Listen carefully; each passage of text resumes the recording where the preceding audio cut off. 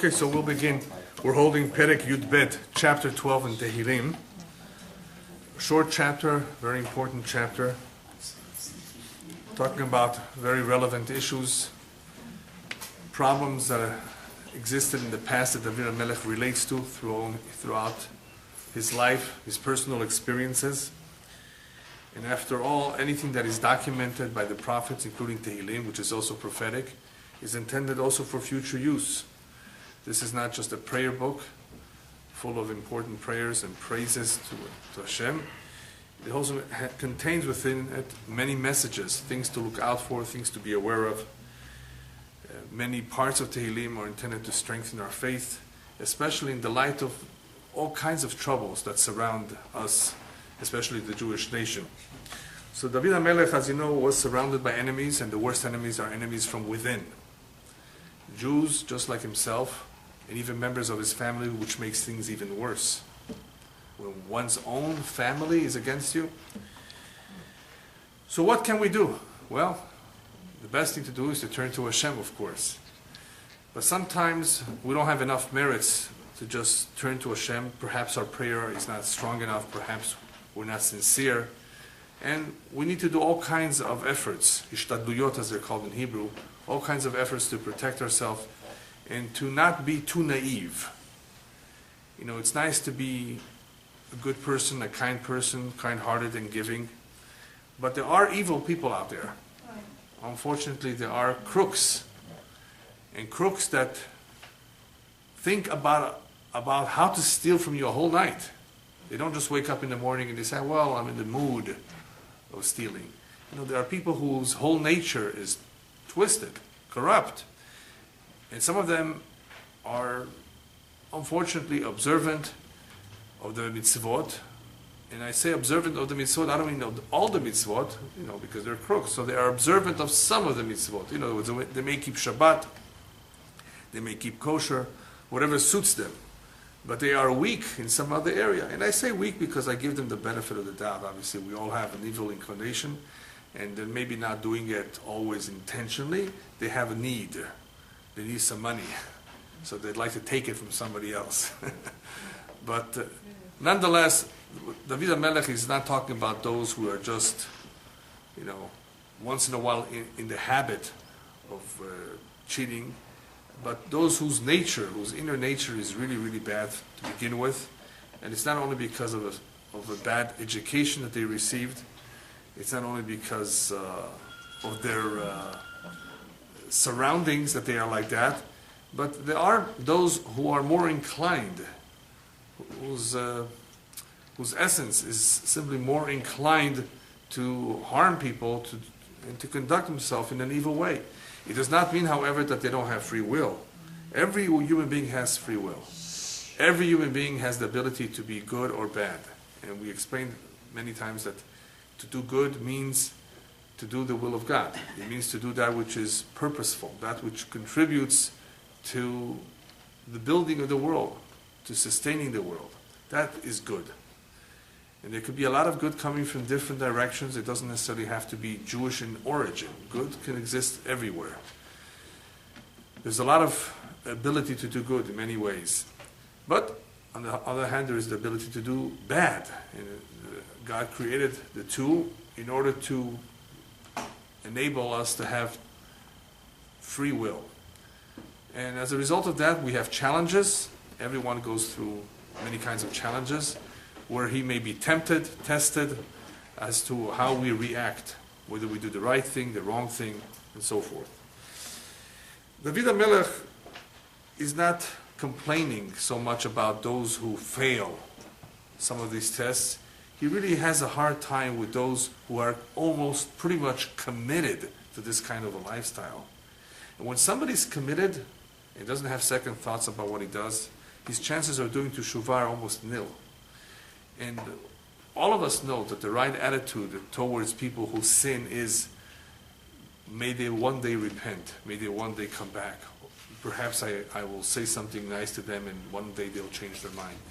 That is generally the attitude that we should have. But you will see that many, many times David HaMelech has pretty much almost given up hope on them because he recognizes that these individuals are so bad is so rotten and corrupt that they almost have no chance of returning. And sometimes, of course, the only chance comes about when Hashem hits them over their head with some makkah, in other words, with some misfortune that causes them to think. That's possible. If the human being has a healthy mind, if he's not senile, he's able to reflect, he's able to come to terms with his situation and realize that, perhaps he did make a mistake. But, as we said elsewhere, that sometimes a person has become so immersed in his evil ways that he has become a slave of the Yetzer Hara. And when you become a slave of the evil inclination, it's almost like an addiction. It's much more difficult to resist it and to get away from it. All right, that would be okay if it was only a few individuals. What if the entire world, the majority of the generation, is misbehaving? That's really, really bad, And God forbid, when things like that happen, that is part of the reason why there's all kinds of natural disasters. The attribute of justice is upset, and it has to even things out. And that is why certain things happen occasionally. And even good people get hurt as a result of just being in the wrong place at the wrong time. It's all mishamayim, of course. God is still around. He watches over this. He allows certain things to take place. He doesn't always interfere. But at some point there will be an accounting. And that is also a point which David HaMelech stresses. Is just because you see all of this happening, all of this rampant violence, don't think that there's no judge. Don't think that the people are just able to get away with it. At some point, and he hopes that will come very soon, there will be an accounting. Okay, I think this was a good introduction to understand many of the chapters in Tehilim, especially chapter 12, which deals with some of the difficulties that many of us perhaps may have confronted. He begins as he did in chapter 6, Lamnatzach ala Sheminit Mizmor David. Again, he's mentioning to the conductor to prepare himself to conduct a song or to compose a mizmor on a harp that will be made up of 8 strings, not 7. That harp or that musical instrument that will have 8 notes will be an instrument that will be played when Mashiach will come. Right now it's all 7, right? So this is talking about, at least according to one commentary, one way of understanding this, he's talking about something that he hopes will happen soon, because this will be the time to rejoice. This will be the time when all evil will cease to exist. When will that time be? When Mashiach comes. That is the time that there will be a sheminit. That is the time that there will be such a harp, such a musical instrument. Number 8 meaning Olam Haba. 6 is this world. 7 is a spiritual world, like Shabbat. 7 is holy, 7 is spiritual in nature, and 8 represents the world to come. So in order for the world to come to begin, in order for that stage to happen, we need to have Mashiach, of course. Once Mashiach comes, we can prepare ourselves for Olam Haba, and that is when there will be a harp playing on 8 strings. Hoshia Adonai, ki gamar chasid kifasu emunim ibnei adam. This is such a powerful statement, such a powerful request made by David HaMelech. Please, I beg you, Hashem, Hoshia, help. What happened now? He says, things are so tough. Ki gamar hasid. I don't see any more hasidim. I don't see any more righteous people. Even the ones who I thought were righteous. There are no hasidim. And what's worse than that is kifasu emunim ibnei adam. There's a lack of honesty and integrity among people. Well, what's the difference between there's no more righteous people and fasu emunim means they have ceased to be honest and sincere? One is in deeds and one is in talk. Sometimes people do the wrong things, okay. But no, even their talk, their speech is no emunim. There's no emunah. You can't trust anybody. Wow. I can't trust anybody, David HaMelech says. Therefore, I turn to you, Hashem.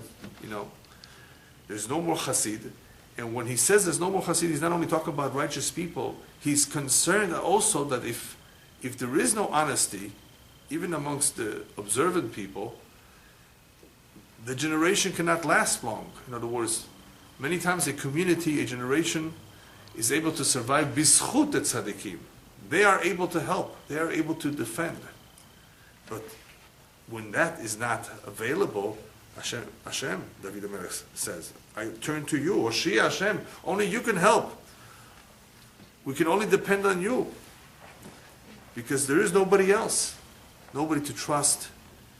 Everything is just corrupt. Everything is a bunch of lies. There's no truth. No righteousness.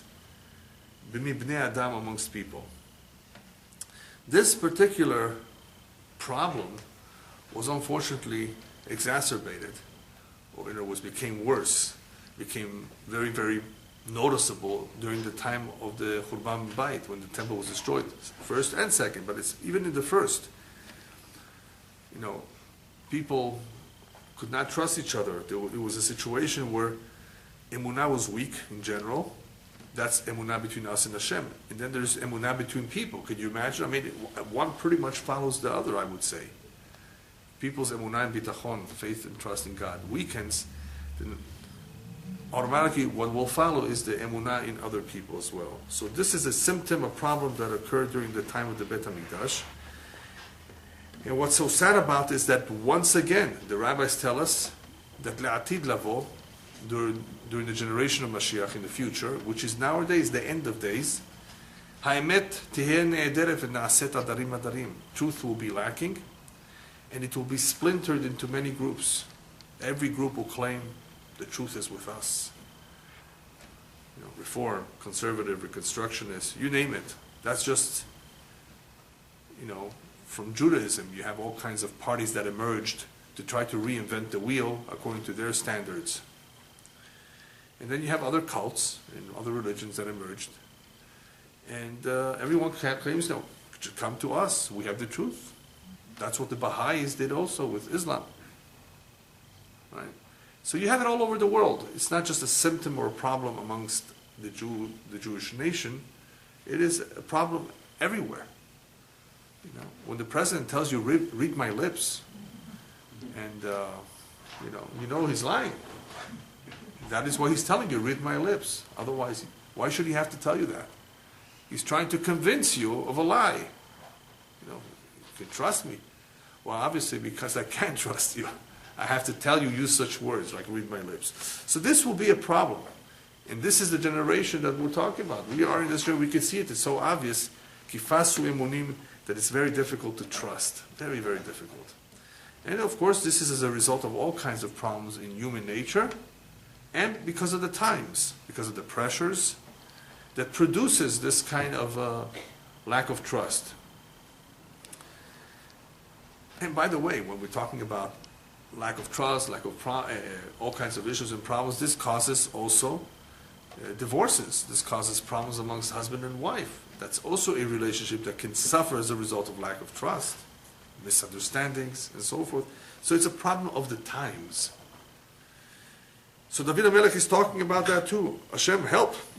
When we reach that kind of a situation, when there are very few righteous people in a generation where the truth is lacking and it's being splintered, what are we going to do? When the truth is being splintered, you know what that means is it's not just lacking truth. We're talking about an increase in divisiveness, an increase in machloket in Am Yisrael. That's terrible. Lack of unity. And this is all because of sheker. And this is all because, unfortunately, people are not being truthful. I remember either it was my first or second time when I went to see the Lubavitcher Rebbe. So I was at the Farbrengen. Farbrengen is a gathering of Jews where the Rebbe speaks. And he mentioned this Gemara that I just mentioned, that during the generation of Mashiach, Ha'emet Teheh Ne'ederet. And that's when you will know Mashiach is coming, because truth will be lacking. And there will be many, many groups claiming to have the truth. So the Rebbe asked a question. Okay, the rabbis tell us that that's what, but what should we do if we want to know the truth then? How will we go about knowing the truth in such a generation? It will be difficult. But the Rebbe said, no, it's still reachable. Truth is lacking doesn't mean it's not reachable. The only way to know the truth is to learn Torah. And what that means is, of course, is to stay out of politics. Is for one to have clarity one has to be objective. And to be objective means to want to know what Hashem says, regardless of what I feel, regardless of what my wants are. And that's difficult for some people. It's not necessarily what Hashem wants that they want, right? So therefore, they do not necessarily espouse the right values. But when one says, oh, I only want to know what Hashem says, I only want to know what the Torah says, and he investigates, he learns, he analyzes, he asks when he doesn't understand, then B'ezrat Hashem, he will also have divine assistance. Hashem will help him to find the truth. After all, that's what he wants. And Kabbalistically, we have a tradition that for those desires and needs that are spiritual in nature, we have much more assistance from above than for physical needs. God, please, I want a new car. And next one, please, let it be a Japanese car. Not an American car. I want a Japanese. What, Lexus, I think, is a Japanese car, right? Yeah. The latest one. I want. Please make it happen. That's ridiculous. Who says you deserve one? Right? Maybe a small Toyota, but not a Lexus. What are you asking for? Right? So these are physical things that don't necessarily have any value. It's just that people, of course, have all kinds of dreams. So you can pray all day long and you will never have it. You will never get it. But when you ask for something spiritual, Hashem, help me with my learning. Help me to understand your Torah. I'm having a difficult time. I'm struggling to understand the Gemara and so forth. For that, there is much greater help from above. And the same is true for any mitzvah. Help me get married. Help me stay married. That if we need help with that too. That's all spiritual. That's not a physical thing. These prayers have a better chance of being answered. Obviously, we have to merit it. Obviously, it has to be for our benefit. If something is not for our benefit, Hashem does not want to hurt us. He doesn't want to give us something that is not good for us. So He knows what's best for us when it's good for us. So if we have a general prayer, Hashem, send it to us whenever you think, whenever you know is the right time. That's much better. Who are we to tell Him we want it now? Now is no good, maybe. A year from now, 2 years from now might be better. Only Hashem knows. So we need to pray. Prayer is powerful. The prayer is more effective if it is for something spiritual. There's a better chance that it will be heard. So, if we pray to Hashem, the Kadosh Baruch Hu, please help us discover the truth, to know the truth, especially during this time, this generation, where it's so difficult to know who's right, which party should I join, who should I vote for. And by the way, if you ask that question, Hashem says, don't vote for any one of them. Maybe, there's no one. There is something called the blank ballot. I do not approve of any of them. No, unfortunately. That's the situation where that sometimes none of the candidates are worthy of that position. None of them are really qualified. What can we do? But that's the times we're living in. And that's, of course, throughout history, there were people in power who were not qualified, who were not really good in being a leader. But for some reason, Mishamayim, it's always Shamayim. But Shamayim, they chose him to be the leader. After all, a leader does come from the people. It's what they deserve. You got what you deserve. And I think all of you understand what I meant by that as far as these days. Yeah. That's what happens, unfortunately. Okay. David HaMelech goes into further detail describing the situation of that there's no truth, there's no honesty in people. And he says like this. What do we do if we're living at a time when truth is lacking and you don't know who to trust? And this presents several problems. Problem number one is what the rabbis tell us in Pirkei Avot. The world cannot continue to exist. It can exist if there's din, emet, and shalom. Din is justice, emet is truth, and shalom is peace, harmony, coexistence. If you don't have that, you have war. You have problems. You have all kinds of interests. People have interests. Politicians have interests. And those interests sometimes get in the way. So David HaMelech says, how could you sort through all of this and get to the truth? What should we do? So he doesn't give necessarily a solution here to this problem. He just describes it. He describes it in further detail. And he just basically tells us, be aware. When you see this, and you see it, something which appears to be packaged beautifully, nice box. You've seen those practical jokes when somebody, delivers to your door a big box with a nice wrapper and a bow. You say, wow, this is a beautiful gift, just on time for my birthday. And you open it up, and there's another box in that box. Okay, you open up that box, and there's another box in that box. So first it started off like a big box. Now it's getting smaller and smaller. Now, if at the very, very end, in that small little box, there's something precious, then you say, okay, that's so nice. All right, at least in the little, but sometimes all there is a candy. So they started off with a big box and a smaller box. So David HaMelech tells us, listen, in this perek at least, he's not telling us how to deal with it. He's praying to Hashem, because there's no way for him to deal with it. But he's telling us, be aware of how these lies or lack of truthfulness presents itself. And this is what he says. It's incredible. Very important lesson, he says. Shav yedaberu ish et re'eu sfat halakot. Says, people, when they talk to each other, communication, it's a bunch of lies. They don't mean everything they say. And in order to make it look good, they use sfat halakot.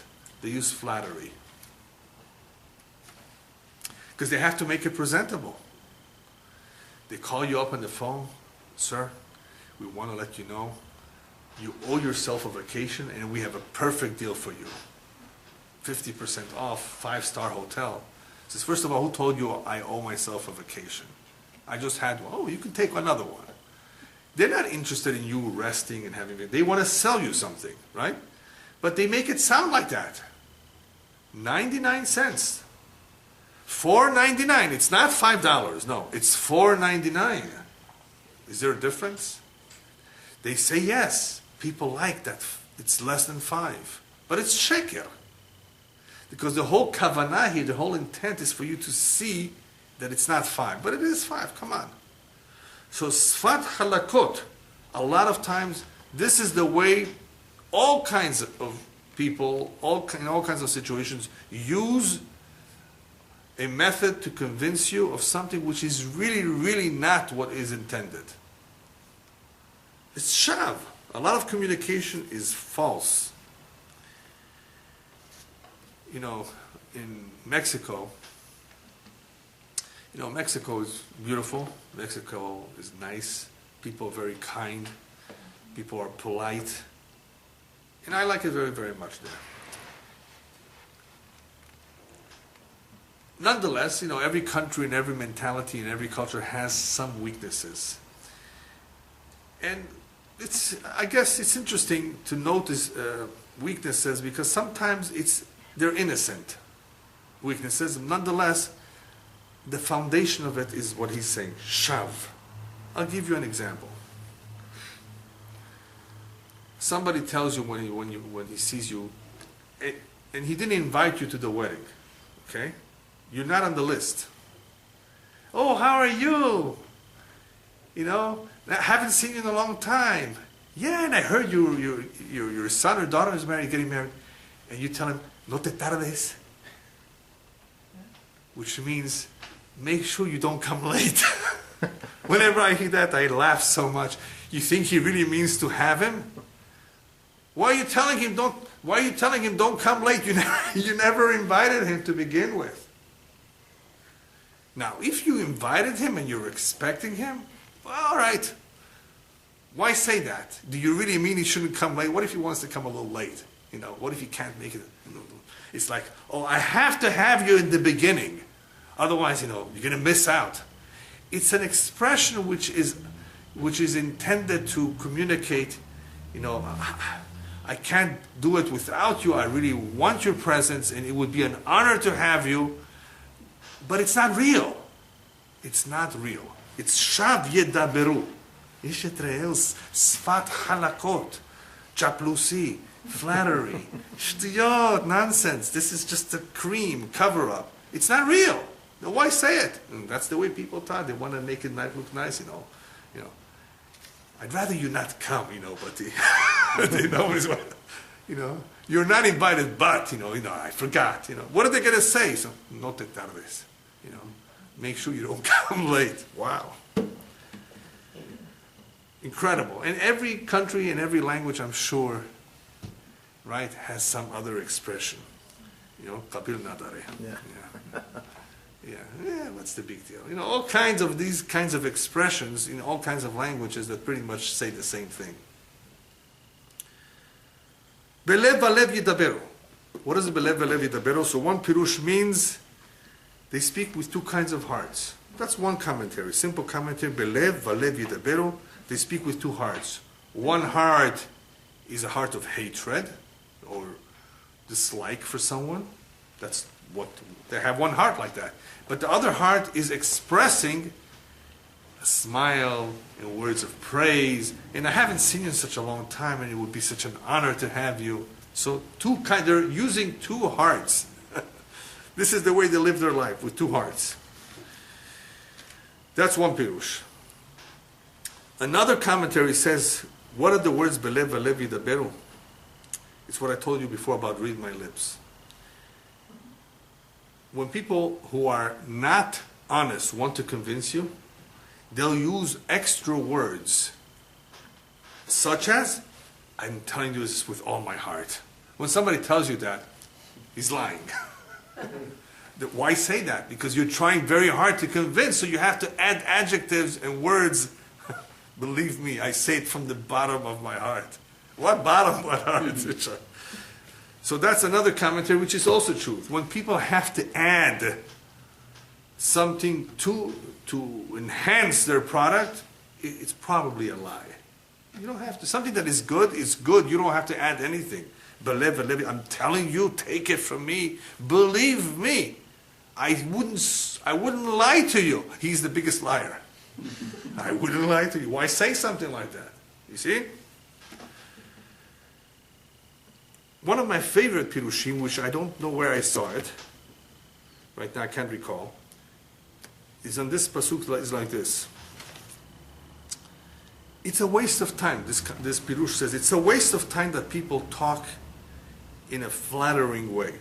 Shav, it's a waste of time. In this case, shav means it's a waste of time. Chaval, alazman, that yidabru yishetreu sfat halakot. You know why it's a waste of time to use flattery? Because the bottom line, the truth is, belev valev yidaberu. The heart deep down knows that you're lying to him. Right? It tells you some flattery words. What are you saying it for? I know you don't really mean it. Right? Haven't you had this kind of situations when you know the guy doesn't really mean it? So that's what he says, Shav.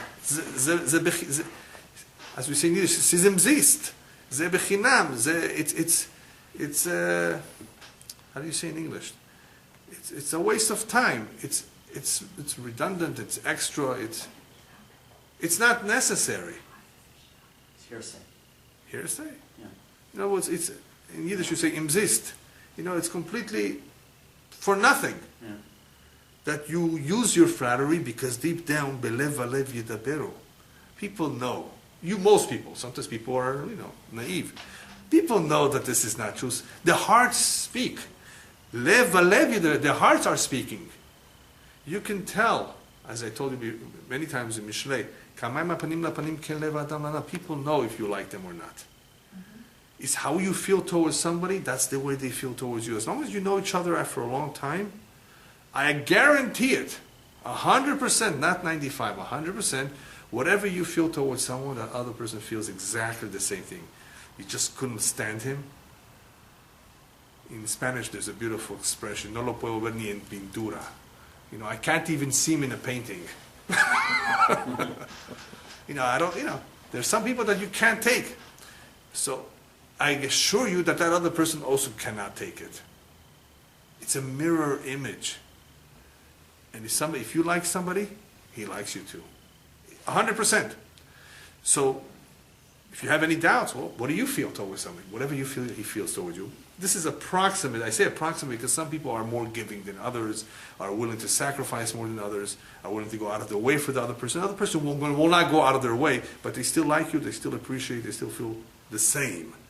It's mutual. Mutual is a powerful word. It means they both feel the same.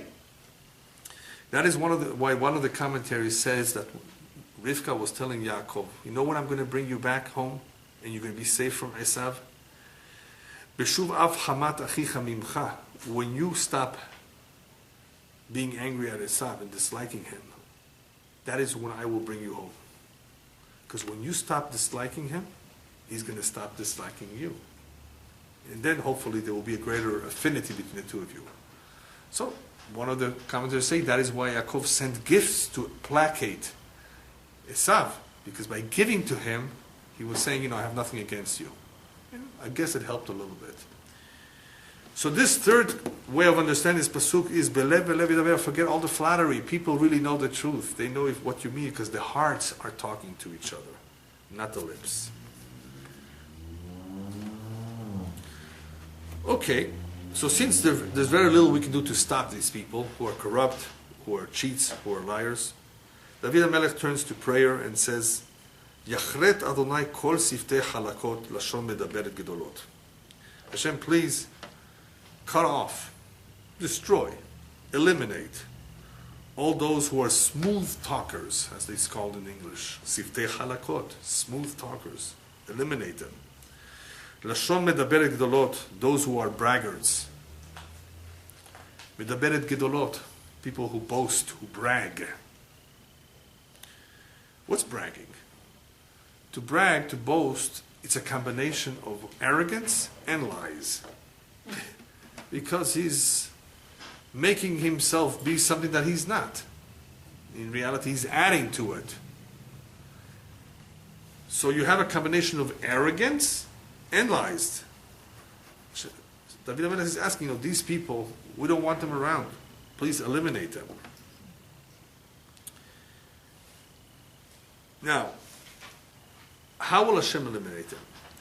Well, at some point, of course, all the lies will be eliminated. All the liars will be gone.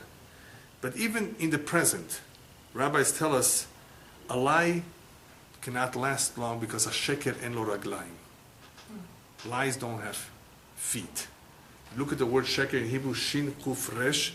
It's only 1 foot. It doesn't have 2 feet. The letters shin kuf resh have no 2 feet to stand on. Just one. Can't stand on 1 foot for a long time. So a sheker en lo raglaim, at some point, zayit motet. At some point, the sheker will fall apart, will collapse. So David HaMelech is asking for that to happen, of course. Let it come out in the open. Let people see it. Let it collapse right away. Let people not cheat each other for too long. Let it not go on for too long. Please eliminate it. All this smooth talk, all this lashon medaber gedolot. Show them who they really are. Humble them. At some point, that's going to happen. Why is he asking for this? Because that's better. It's better for Hashem to eliminate the bad, the evil, than to have no tzaddikim. He started off by saying there's very few tzaddikim. Righteous people are gone. There are very few. If anything, get rid of these people. Get rid of the bad guys. Rabbis say on this pasuk that there's a great emphasis, David HaMelech is putting a great emphasis on Lashon Hara. Lashon medaberet gedolot is Lashon Hara. Evil talk, slanderous talk, gossip. All of that is very damaging, very hurtful to people. And we think it's only words. You know the expression in English, sticks and stones can break my bones, but words will do me none? Something like that? Well, that's not true. Words can be even more powerful, more hurting, more damaging than sticks and stones. Can ruin a person's reputation. So the rabbis say that this is a very important nekudah here, a very important point that David HaMelech stresses over here. And he calls it gedolot because it's one of the greatest sins. In many ways, it's more severe than all the cardinal sins. To talk negatively in a way that will damage somebody else's name and reputation. That's called Lashon Hara. The reason why it's serious is not necessarily only because of the damage it does, it's because it shows that the individual saying it, disparaging remarks and the like, has no sense that God is above him. In other words, he doesn't understand, or he does, but he doesn't care that God watches over us and he's aware of every word and hears everything that is being said. So it's a form of denial. When a person speaks Lashon Hara, it's like he's denying the existence of God, which is what makes it even worse. Like, you're talking behind the guy's back, because we're talking about talking behind the back. We're not talking about in front of him, embarrassing him in public, which is another sin. Do you know that you think that nobody hears? I mean, what are you trying to do? You think you could just say what you want to say without God knowing about this? So it's a form of denial of God's existence. And the rabbis therefore tell us that's why Lashon Hara is very difficult to repair, because the damage has been done. How are you going to go fix it? How are you going to go repair it? How are you going to find all the people who you spoke to and who have received a certain impression and correct that and change their impression? Nonetheless, the rabbis tell us in the Gemara, what should one do if he has this problem? Or what should one do to make sure that he does not fall into the trap of Lashon Hara? If he's a Talmid Chacham, if he's a learned person, he should learn Torah. The Torah will hopefully humble him, show him the right path, make him aware of the seriousness of the sins, make him perhaps even more sensitive of others, teach him to give him the benefit of the doubt, and this way he will avoid Lashon Hara. If he's not so scholarly, he's not so learned, what should he do? He should train himself to become a humble man.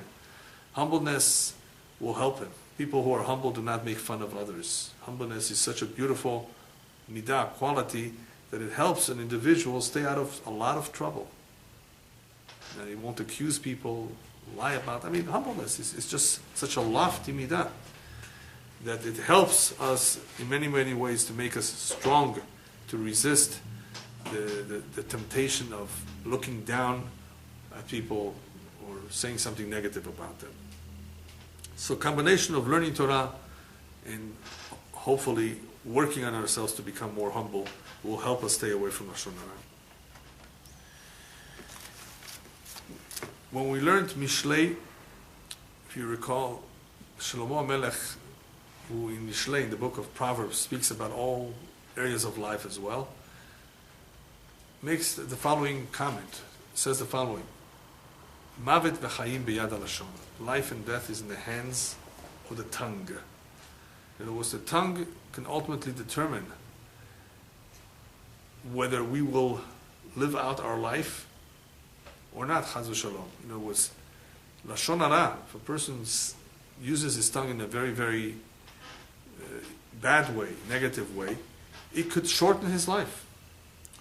It does not only cause damage to others, but even to the person himself. Everything is from the tongue. The mouth is the source of a lot of troubles. Cursing, using foul language, that's all the Lashon, that's all coming from the tongue. So it's not only Lashon, but it's anything that is negative talk. Mavet v'chayim, life. Many, many times if we kept our mouth shut, we would be better off. So that's another way of how the mouth can be a source of trouble. Keep your mouth shut and you may not get yourself into trouble. Had you not said what you said, you would have been better off.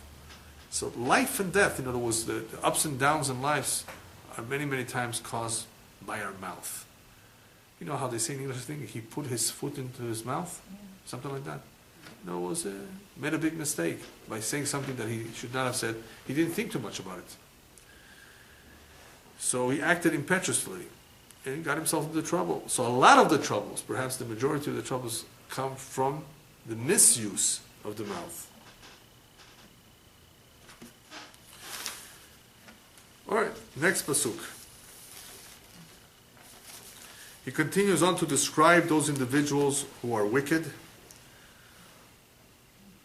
who speak Lashon Hara, make fun of people, speak negatively about people, con people, in other words, cheat them, and they are dishonest in other ways.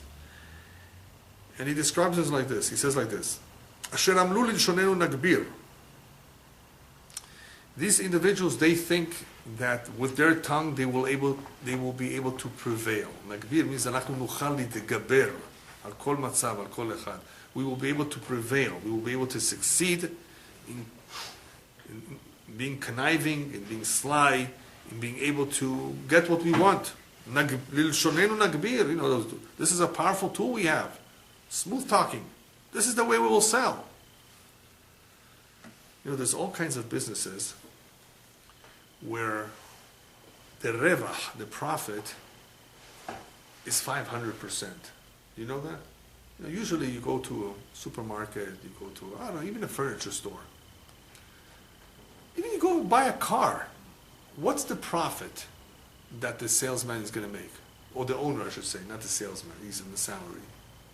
200%, maybe, the most. But I don't believe so. Usually it's not. I mean, I have to ask this to businessmen. Most businesses, you're not making double.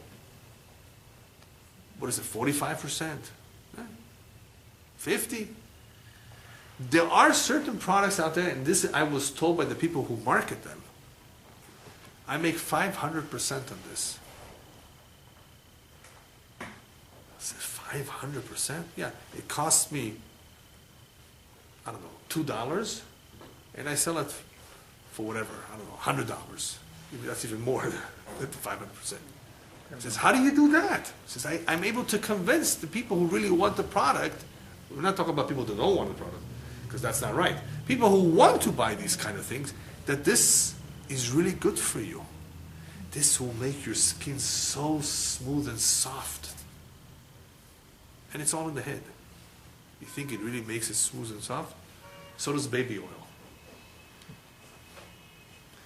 And they put a nice label on it, and they put it in a nice box, right? And they do all kinds of beautiful designs and logos on it, in Gucci Chuchi, right? Name or whatever. And it's the finest imported chocolate from Belgium. What did I give you? Somebody once told me that it's imported chocolate. I said, no, I don't want imported. I want local. Who says imported? Oh no, this is the best. It's imported.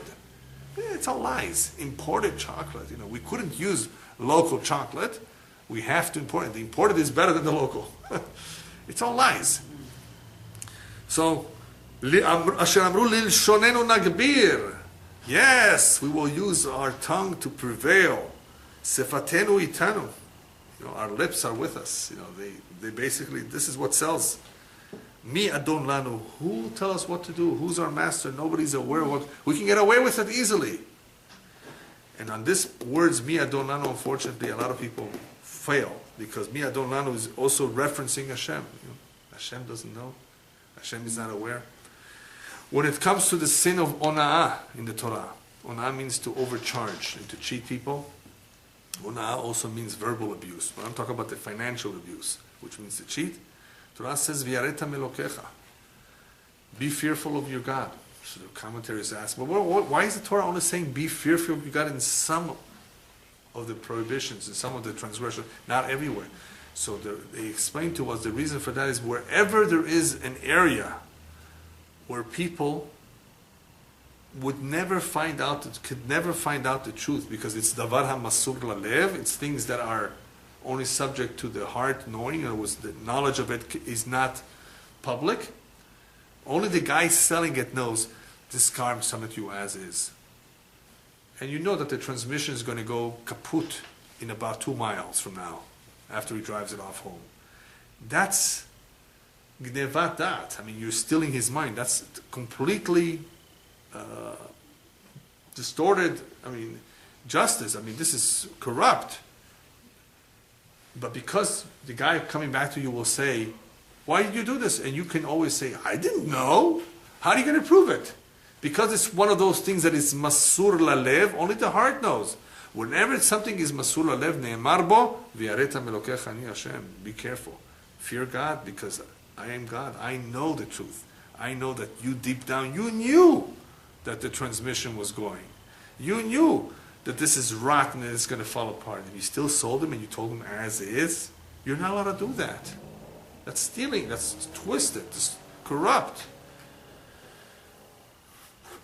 Mi adon lanu. Who would know? Hashem says, I'll know. So when the person says Mi adon lanu, that is why the Chachamim said before, these people are like kofrim be'ikar. They are like heretics. This is a form of heresy when one behaves like that, and he's basically make-believe that not even God is aware of it. That's what it looks like. Next, Mishod aniyim min kat evyonim ata akum yomar Adonai yashit beyesha yafiach lo.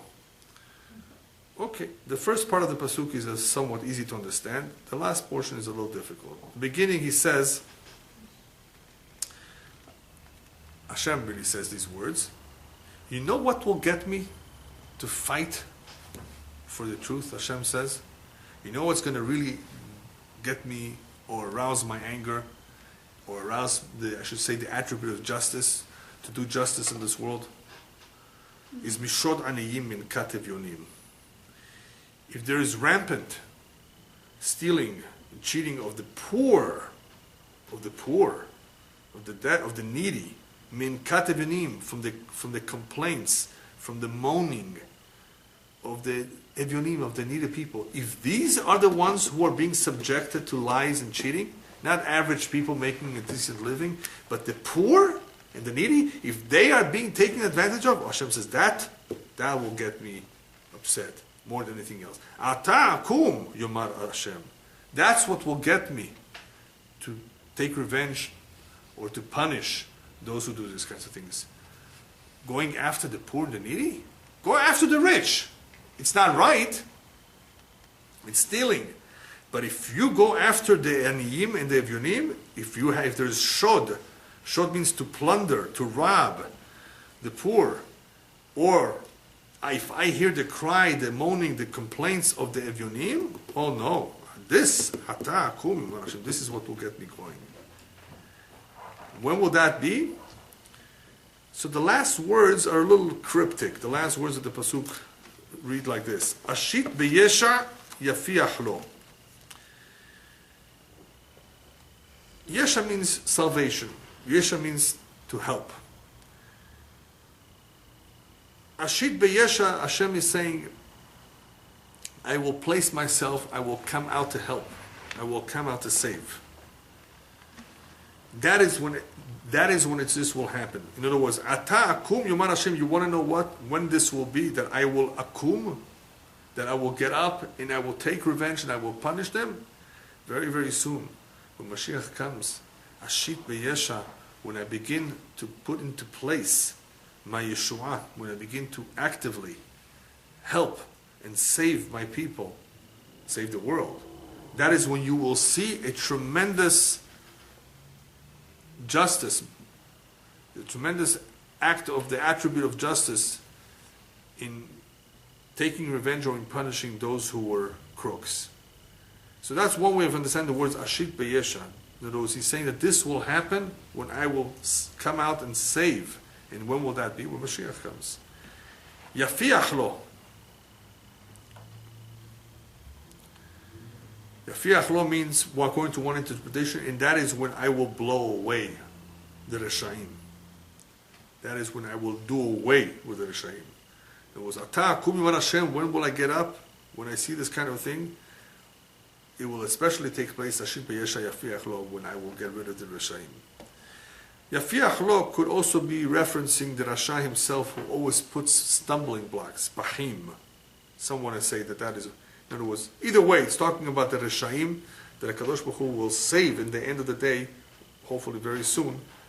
He will help us all, and especially those who suffered throughout so many troubles, and especially if you're talking about the nation as a whole, throughout our history, all this robbing of us and persecution of us, there will be a time very soon when Ashit beyesha, when I will come out and save, Yafiach lo, I will remove the Reshaim, I'll get rid of all the wicked people.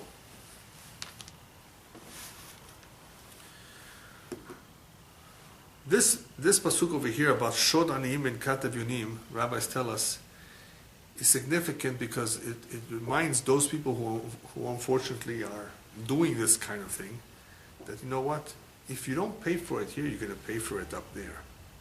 Hashem is very, very upset, especially Midat Adin Tovat Me'od is very, very demanding of the wicked in this one particular area.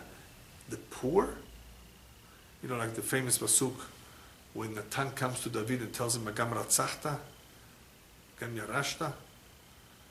In other words, with Uriah, when he took the man's wife and he had the man, the husband, original husband, almost indirectly was sent to his death. You have other women. I mean, what did you have to do this for? It was very, very powerful words. A king to do that to a simple man, you know, an ordinary man. Obviously, that was all in some ways mishamayim, because in the end, David was supposed to marry Bathsheba, but the way it happened didn't look right. So here, he's reminding us, at some point, Hashem is going to be very, very demanding of an individual, and especially in Olam Haba, if he was a crook. And he was not just an ordinary crook, he took from the poor, from the destitute, from the needy. Rabbis tell us in Pirkei Avot that if this kind of lack of justice is a problem in the courts, amongst the judges, oy vavoy, then cherev ba'al olam. There's a lot of war and terrorism as a result of lack of justice. If the judges themselves are committing inui adin and ivut adin, prolonging the case, telling them, come back tomorrow, next week, we'll start looking at your case a month from now, or they twist it, and they do things against the halakha. That's called ivut adin.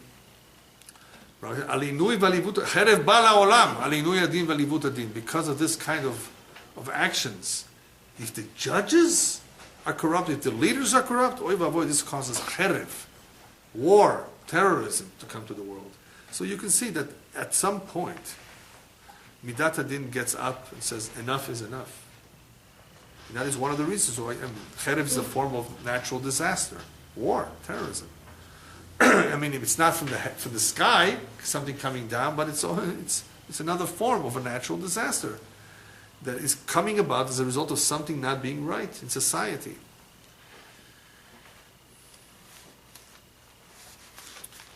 This pasuk over here, Ata Akum, is also a pasuk that the rabbis tell us will be of comfort to Am Yisrael. In other words, in dealing with all the hardships that we had, Hashem, through the prophet Yeshayahu, says, I will comfort you, don't worry, the time will come when you will clearly see my salvation, and that will be when? B'shuv banea letochal besimcha, when all the children come back home in joy. That is what's happening today in our time, in our generation, when everybody's going to Israel, everybody's going home. So that, when that begins to happen, you're seeing the Yeshua of Hashem taking place.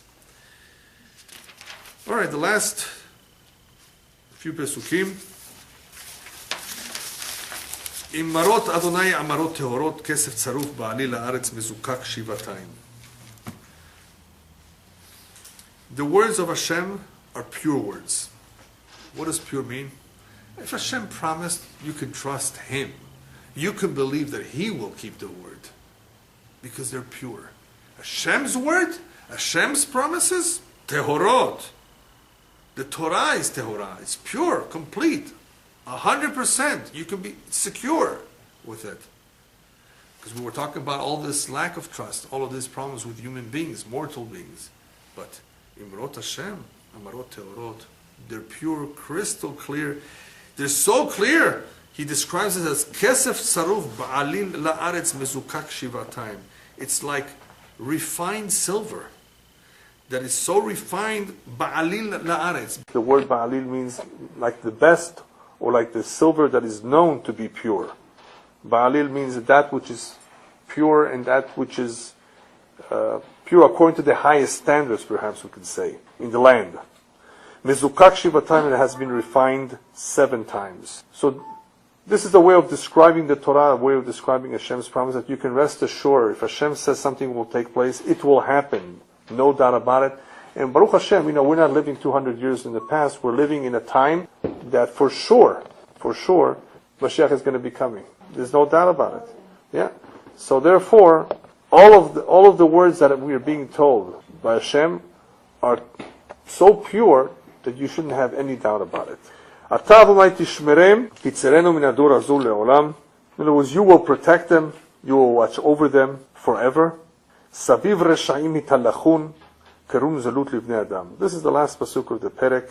In other words, we're waiting for Hashem's salvation, we're waiting for Hashem to protect. Tishmerem titzerenu, they're both words of protecting, of looking over, watching over. In the meantime, however, he says, Saviv reshaim hitallachun. In the meantime, we have to deal with all these wicked people who are walking around. And what are they doing? Kerum zulut livnei adam. These last words are very, very unusual. You will not find them. They're not common words. That these Rashaim are walking around and unfortunately they're acting like kerum zulut. Kerum zulut, according to one commentary, is like they say in Farsi, za'alu. Bloodsuckers. Do you know people like that?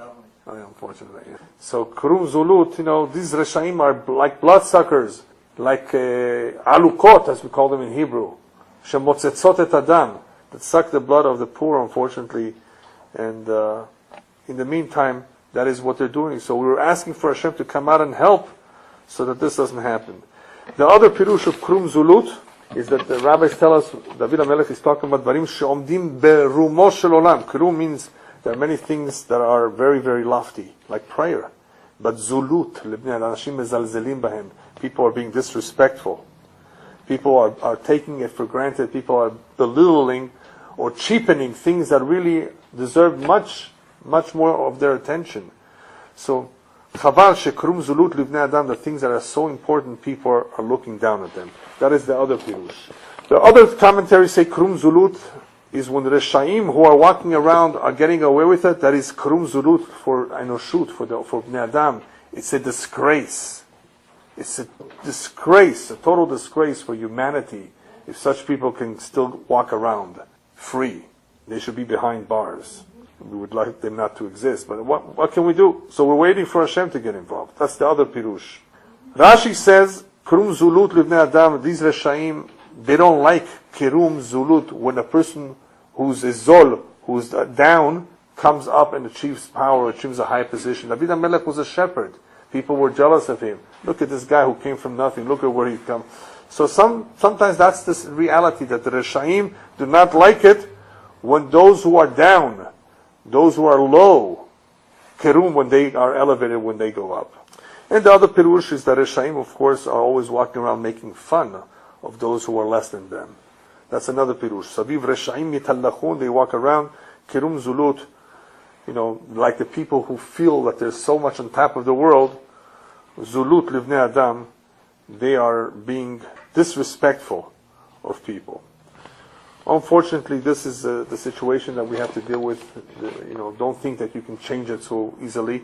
It will only change, B'ezrat Hashem, very soon when Hashem demonstrates His power, when Mashiach comes, when people see the truth. And when that comes out, of course, things by themselves will work themselves out. In other words, people will realize where they were wrong, and by then, of course, it will be too late for the Reshaim to do teshuvah. But at least we need to pray for this, that this should happen soon, because in the meantime, this all lack of justice, as the pasuk says, Kerum Zulut Livnei, it's such a disgrace. It's a Chilul Hashem even. So because of that, we have to pray. These are the kinds of words that the Chachamim put into our prayers, that we should always continuously ask, that all those who are slanderous, all those who are bad, all those who cause trouble, they should have no hope, they should not succeed. And of course, with the coming of the Mashiach, all of that will stop. Alright, B'ezrat Hashem very soon. The Sgula of this Perek, of this chapter, this is a very good chapter to say, in case somebody sees that he is being very much tempted to do something wrong, that Hashem should spare him, that he should not fall into the traps of the Reshaim, and be tempted to do the wrong thing, and to sin. Another segula of this perek is to be spared or saved from bad counsel, from the bad advice of people who tell them, and you should get this, you should buy this, you should do this. Unfortunately, not everybody really either knows what's good for us, or they know, but they don't want us to do what's right and good. They want to mislead us. So this is a good perek. Unfortunately, if we suspect we're getting into that kind of a situation, this is a chapter to say, B'ezrat Hashem, with kavanah, that HaKadosh Baruch Hu should protect us from all the evildoers. Amen. Amen.